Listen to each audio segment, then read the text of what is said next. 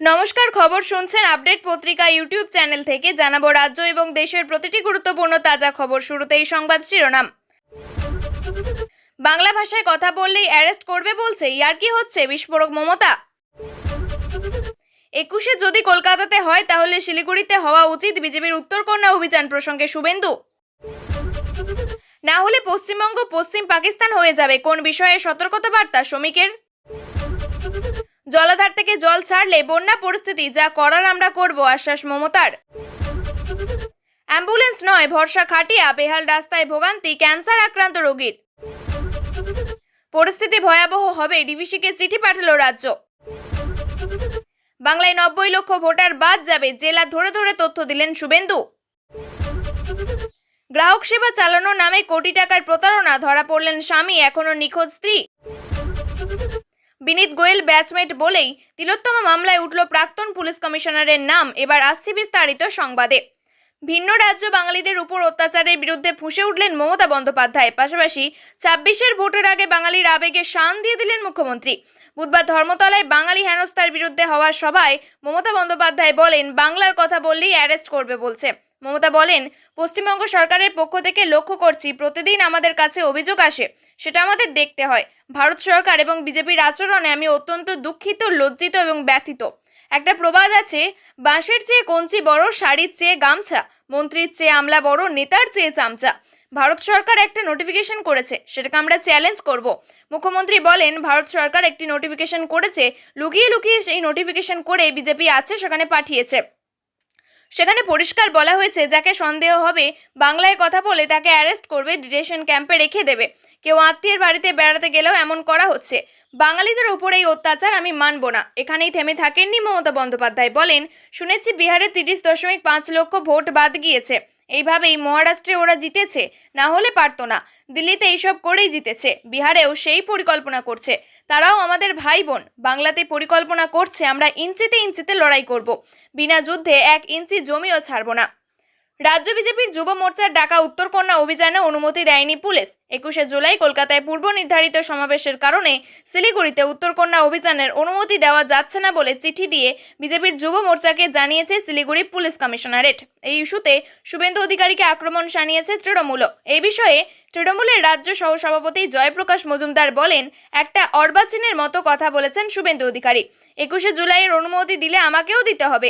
21শে জুলাইয়ের সঙ্গে অন্য কোনো অনুষ্ঠানের তুলনা হয় না। মমতা বন্দ্যোপাধ্যায় দান ভারতের জনগণকে, তার সঙ্গে শুভেন্দু অধিকারীর এই কথা মেনে নেওয়া যায় না। ভোটার তালিকা থেকে বাংলাদেশিদের বাদ দেওয়ার দাবি জানিয়ে কমিশনে যান শুভেন্দু অধিকারী। জনবিন্যাস বদলে দিয়েছে তৃণমূল সরকার, জাল আধার এবং ভোটার কার্ডে ভরে গিয়েছে বাংলা। টাকা নিয়ে বাংলায় সার্টিফিকেট বিলি হয়। কলকাতা সংলগ্ন রাজারহাট নিউ টাউনের ডেমোগ্রাফি বদলে দিয়েছে। উত্তর 24 পরগনার বিভিন্ন এলাকার ডেমোগ্রাফি বদলে দিয়েছে। অবিলম্বে বাংলায় বাড়ি বাড়ি গিয়ে সমীক্ষা চাই। নির্বাচন কমিশনের গাইডলাইন মানে না রাজ্য সরকার। বাংলাদেশ থেকে আসা হিন্দু শরণার্থীদের রক্ষা করতে হবে। উত্তরবঙ্গের প্রতি বঞ্চনার অভিযোগ তুলে সরব হলেন রাজ্য বিজেপির নতুন সভাপতি শ্রমিক ভট্টাচার্য। এদিন শিলিগুড়ির সভামঞ্চ থেকে উত্তরবঙ্গের জন্য বাজেট বরাদ্দের প্রসঙ্গ তুললেন তিনি। শ্রমিক বলেন, উত্তরবঙ্গের জন্য যে বাজেট বরাদ্দ, সেই বাজেটের সর্বাধিক খরচ হয়েছে একবার 41%। বাংলাদেশের প্রসঙ্গ টেনে আক্রমণ শানান রাজ্য বিজেপির সভাপতি। শ্রমিক বলেন, একজন সাংবাদিক শ্যামল দত্ত বাংলাদেশের প্রথিতযশা সাংবাদিক, এখনো পর্যন্ত তিনি জেলে আছেন, মুক্ত হতে পারেননি। যারা এখানে গান কবিতার কথা বলছেন, বাংলা এবং বাঙালির কথা বলছেন, আমাদের প্রাণের কবি, আমাদের রোমান্সের কবি জীবনানন্দ দাশ, সেই জীবনানন্দ দাশের কবিতা বলতে বলতে একজন জেলে চলে গেলেন। আবার আসিব ফিরে এই ধানসিঁড়িটির তীরে, বলেছিলেন ইসকনের এক সন্ন্যাসী, তিনি এখন জেলে।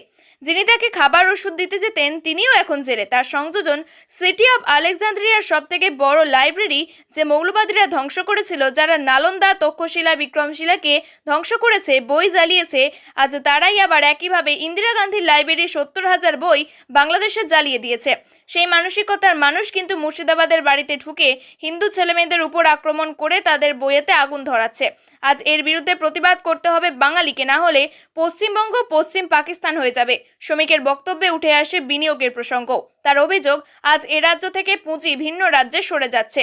ভিন্ন রাজ্যের দিকে মুখ ঘুরিয়েছে নিম্নচাপ, কমেছে বৃষ্টির প্রকোপ, কিন্তু চিন্তা বাড়াচ্ছে রাজ্যের একাধিক জলাধার থেকে ছাড়া জল। জানিয়ে এদিন ধর্মতলার সভা থেকে ফের সরব হলেন মুখ্যমন্ত্রী। এদিন সকাল থেকে মাইথন এবং পাঞ্চের দুই জলাধার থেকে 48,000 কিউসেক জল ছাড়ে ডিভিসি, যার জেরে নদীর তীরবর্তী এলাকায় সতর্কতা জারি করা হয়েছে। এদিন মমতা বন্দ্যোপাধ্যায় বলেন, আজকে অনেক মানুষ বন্যায় আক্রান্ত, তার কারণ ডিভিসির জলে, মাইথনের জলে, পাঞ্চেতের জলে প্রায় 27,000 লক্ষ কিউবিক মিটার জল ছেড়েছে এবারে। তার মধ্যে বীরভূম বলুন, মেদিনীপুর পশ্চিম বলুন, ঝাড়গ্রাম বলুন, বর্ধমানের কিছুটা বলুন, হুগলি, হাওড়া, নদিয়ার কিছুটা বলুন, উত্তর 24 পরগনা, দক্ষিণ 24 পরগনা সহ উত্তরবঙ্গ সহ সারা বাংলা আজকে বর্ষায় শ্রাবণের ধারায় যে প্লাবন, সেই প্লাবনে অনেকে প্লাবিত হয়েছে।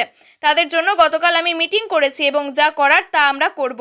টানা বৃষ্টি এবং ডিভিসির লাগাতার জল ছাড়াই হুগলির খানাকুলে 4টি গ্রাম পঞ্চায়েত এলাকা প্লাবিত হওয়ার আশঙ্কা দেখা দিয়েছে। খানাকুল 2 নম্বর ব্লকের মারোয়াখানা, জগৎপুর, ধান্যঘড়ি এবং রাজারহাট 1 নম্বর গ্রাম পঞ্চায়েতের 15টিরও বেশি গ্রামে জল ঢুকেছে। জলে ডুবে রয়েছে আরামবাগ থেকে গড়ের ঘাট যাওয়ার রাজ্য সড়ক। গ্রামের রাস্তা কোমর সমান জল ঠেলে চলছে যাতায়াত, নৌকায় একমাত্র ভরসা গ্রামবাসীদের। মারোখানা, জগৎপুর, ধান্যঘড়ি এবং গ্রাম পঞ্চায়েতের খানাকুল 2 নম্বর পঞ্চায়েত সমিতি বিজেপির পরিচালিত হওয়ায় তাদের ঘাড়ে দায় চাপিয়েছে তৃণমূল, পাল্টা অভিযোগ করেছে বিজেপি। কংসাবতীর জলে ব্যাপক ক্ষতিগ্রস্ত হয়েছে পূর্ব মেদিনীপুরের পাঁশকুড়ার ফুল এবং সবজি চাষ। নদীর জল বাড়তে থাকায় আতঙ্কিত বাসিন্দারা। প্রশাসনের তরফে জানানো হয়েছে বেশ কিছু জায়গায় দুর্বল নদী বাঁধ চিহ্নিত করে মেরামতির কাজ চলছে। বিডিও অফিস, জল, শুকনো খাবার মজুত এবং স্পিড বোট প্রস্তুত রাখা হয়েছে। মুর্শিদাবাদের নবগ্রামে ক্যান্সার আক্রান্ত রোগীকে খাটিয়ায় চাপিয়ে নিয়ে যাওয়া হলো হাসপাতালে। গ্রামবাসীদের অভিযোগ, রাস্তা বেহাল, তাই গ্রামে ঢুকছে না অ্যাম্বুলেন্স বা কোনো গাড়ি, তাই রোগীকে নিয়ে যেতে ভরসা খাটিয়া। ভাইরাল ছবি ঘিরে নিন্দার ঝড়। ক্যান্সার আক্রান্ত রোগীকে খাটিয়ায় চাপিয়ে নিয়ে যাওয়া হলো হাসপাতালে। কিছুদিন আগেই এরকম ছবি দেখা গিয়েছিল পশ্চিম মেদিনীপুরের নারায়ণগড়, দাসপুর এবং চন্দ্রকোনায়। চন্দ্রকোনার যদুপুর গ্রামের 60ঊর্ধ্ব মহিলাকে 1.5 কিলোমিটার রাস্তা ক্যাম্প খাটে চাপিয়ে নিয়ে যেতে হয় বাড়িতে। ভাইরাল ছবিতে দেখা যায় বন্যায় ভেঙে চুরে গিয়েছে চন্দ্রকোনা 2 নম্বর ব্লকের বসনছড়া গ্রাম পঞ্চায়েতের এলাকায় শিলাবতী নদীর ধারে পাকা রাস্তা। গ্রামের রাস্তাও বহুদিন ধরেই বেহাল, ফলে হাসপাতাল থেকে ফেরার সময় ক্যাম্প খাটে চেপে কাদামাটি ভর্তি রাস্তা দিয়েই বাড়ি ফিরতে হলো যদুপুর গ্রামের বাসিন্দা যমুনা বেরাকে। গ্রামবাসীদের অভিযোগ, বিক্ষোভ দেখিয়ে মাঝে মধ্যে জোড়াতালি দিয়ে রাস্তা মেরামত করানো গেলেও স্থায়ী সমাধান হয়নি। বেহাল রাস্তা দিয়েই যাতায়াত করতে হয় গ্রামবাসীদের। শুধু পশ্চিম মেদিনীপুর বা মুর্শিদাবাদ নয়, বাঁকুড়ার গঙ্গা জল ঘাটিতেও ধরা পড়েছে বেহাল পথে যন্ত্রণার ছবি। বেলডাঙ্গা থেকে চুঁচুড়ি গ্রামের দূরত্ব প্রায় 8 কিলোমিটার। বছর 5 আগে এই রাস্তা পাকা হয়। অভিযোগ, তারপরে কোনো সংস্থান হয়নি। বর্তমানে রাস্তা জুড়ে তৈরি হয়েছে অসংখ্য ছোট বড় খানাখন্দ। খানাখন্দে জল জমে তৈরি হয়েছে মৃত্যু ফাঁদ। প্রশাসনের বিরুদ্ধে উদাসীনতার অভিযোগ। এবার সেই রাস্তায় নামলেন চন্দনা বাউরি। সেখান থেকে 10 টনের বেশি জিনিস বোঝাই করে প্রধানমন্ত্রী গ্রামীণ সড়ক দিয়ে নিয়ে যাওয়া হয়েছে। 50 থেকে 60 টন পর্যন্ত মাল এদিকে নিয়ে যাওয়া হয়েছে। মানুষের জন্যই আজ রাস্তায় নামতে হয়েছে। ফের ডিভিসিকে চিঠি দিল রাজ্য সরকার। এবার রাজ্যের সেচ দপ্তরের তরফ থেকে চিঠি পাঠানো হলো। বুধবার সন্ধ্যায় চিঠি পাঠিয়ে রাজ্যের তরফ থেকে জানানো হয়েছে ডিভিসি জল ছাড়ার পরিমাণ কমায়। গত কয়েকদিন বৃষ্টিতে রাজ্যে বন্যা পরিস্থিতি তৈরি করা হয়েছে বেশ কয়েকটি জেলায়। ইতিমধ্যে ডিভিসিকে তোপ দেখেছেন মুখ্যমন্ত্রী মমতা বন্দ্যোপাধ্যায়। ডিভিসিকে রাজ্যের তরফ থেকে জানানো হয়েছে, নদী বিশেষ করে রূপনারায়ণের জলস্তর বিপদসীমার উপর দিয়ে বইছে। নিম্নচাপ ইস্ট ইউপির দিকে সরে যাওয়া এবং ঝাড়খণ্ডে বৃষ্টিপাত কম হওয়ায় এই মুহূর্তে ডিভিসিকে জল কম ছাড়ার অনুরোধ। তা না হলে বন্যা পরিস্থিতি বেশ কিছু জেলায় ভয়াবহ হবে বলে চিঠিতে ডিভিসিকে জানানো হয়েছে। মঙ্গলবার ডিভিসি নিয়ে সরব হন মুখ্যমন্ত্রী মমতা বন্দ্যোপাধ্যায়। তিনি জানান, গত 18 জুন থেকে 27,000 লক্ষ কিউবিক মিটার জল ছেড়েছে ডিভিসি। এই বছর বেশি জল ছাড়া হচ্ছে বলেও সরব হন তিনি। বারবার বলার পরেও ডিভিসি গুরুত্ব দিচ্ছে না বলে সরব হন। এদিন ঘাটাল মাস্টার প্ল্যানের কথাও তোলেন মুখ্যমন্ত্রী। তিনি বলেন, ঘাটাল মাস্টার প্ল্যানের কাজ সম্পূর্ণ না হওয়া পর্যন্ত ওই এলাকায় বন্যার সমস্যা থাকবে। 2 বছরের মধ্যে ঘাটাল মাস্টার প্ল্যানের কাজ রাজ্য সরকার শেষ করার চেষ্টা করছে বলে জানান তিনি। মমতা বন্দ্যোপাধ্যায় 1 ইঞ্চিও জমি ছাড়তে নারাজ বিধানসভার বিরোধী দলনেতা শুভেন্দু অধিকারী। তৃণমূল সুপ্রিমো যখন বাঙালির আবেগে শান্তিতে পথে নামছেন, ঠিক সেই সময় অর্থাৎ দুপুর 2টোয় বিজেপির পরিষদীয় দল বিক্ষোভ করল বিধানসভায়। তারপর মিছিল করে চলে গেলেন সিও দপ্তরে। রাস্তায় গর্জে উঠলেন শুভেন্দু। তার সাপ কথা, কোনোভাবেই রোহিঙ্গা মুসলমানদের নাম ভোটার লিস্টে থাকতে পারে না। এদিন মিছিল থেকে মমতার বিরুদ্ধে চাঁচা ছোলা ভাষায় আক্রমণ শানিয়ে শুভেন্দু বলেন, মমতা হাঁটছে রোহিঙ্গা মুসলমানের সাপোর্ট করে। কোনো রোহিঙ্গা মুসলমানের নাম ভোটার লিস্টে থাকতে পারে না। কোনো ভারতীয় হিন্দু, মুসলিম, শিখ, খ্রিস্টান, জৈন, পার্সি, বৌদ্ধদের বিরুদ্ধে আমাদের কোনো অভিযোগ নেই। সব ধর্মের লোক থাকবে, কিন্তু কোনো রোহিঙ্গা মুসলমানদের নাম ভোটার তালিকায় থাকবে না। শুভেন্দুর দাবি, শেষ জনগণনায় দেখা যাচ্ছে জাতীয় গড়ের থেকে পশ্চিমবঙ্গের গ্রোথ 10% বাড়ানো আর ভোটার তালিকায় 16 থেকে 25। সাংবাদিক বৈঠকে একেবারে পরিসংখ্যান তুলে ধরেন শুভেন্দু। তিনি বলেন, কোচবিহার 19.79, শীতলকুচি 24.62, দিনহাটা 25.93, নাটাবাড়ি, তুফানগঞ্জ, কুমারগ্রামে 21.10। গ্রাহক সেবা কেন্দ্র চালানোর নাম করে কোটি টাকা জালিয়াতি করার অভিযোগ। মূল অভিযুক্তকে গ্রেপ্তার করেছে বাগদা থানার পুলিশ। ধৃতের নাম অমিত মণ্ডল। উত্তর 24 পরগনার বাগদার নতুন বাজারে একটি রাষ্ট্রায়ত্ত ব্যাংকের গ্রাহক সেবা কেন্দ্র চালাতো হেলেঞ্চার দম্পতি অর্পিতা অধিকারী মণ্ডল এবং তার স্বামী অমিত মণ্ডল। গ্রামের গরিব মানুষের জমানো টাকা নিয়ে বেপাত্তা ছিলেন ওই দম্পতি।